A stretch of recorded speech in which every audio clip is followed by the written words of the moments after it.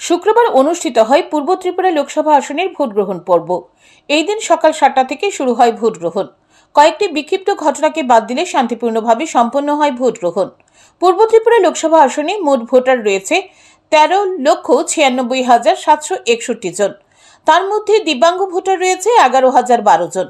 85 বছরের অধিক বয়সী ভোটার রয়েছে 8,942 জন।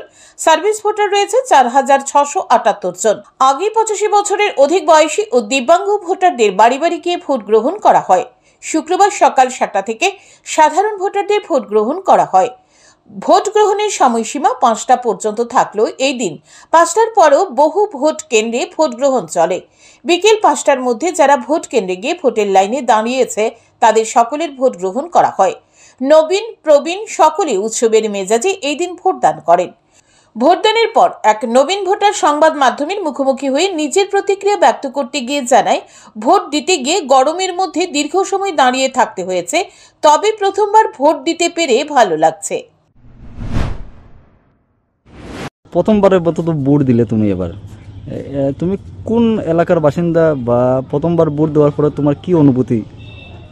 আমার নাম রিপানাথ, আমি কদমতলাপূর্তি এলাকার বাসিন্দা। তো অনুভূতি ভালোই, অনেকক্ষণ দাঁড়াতে হয়েছে গরমের মধ্যে। তোমার মতে কোন দল কেন্দ্রে প্রতিষ্ঠিত হলে নতুন প্রজন্মের ভালো হবে? আমি তো মোদিকেই দেখতে চাইছি। নবীনদের পাশাপাশি এই দিন প্রবীণরাও দীর্ঘ লাইনে দাঁড়িয়ে উৎসবের সাথে নিজেদের গণতান্ত্রিক অধিকার প্রয়োগ করে। নিজের গণতান্ত্রিক অধিকার প্রয়োগের পর এক প্রবীণ ভোটার জানান, দেশের সার্বিক উন্নয়নের লক্ষ্যে তিনি ভোট দিয়েছেন।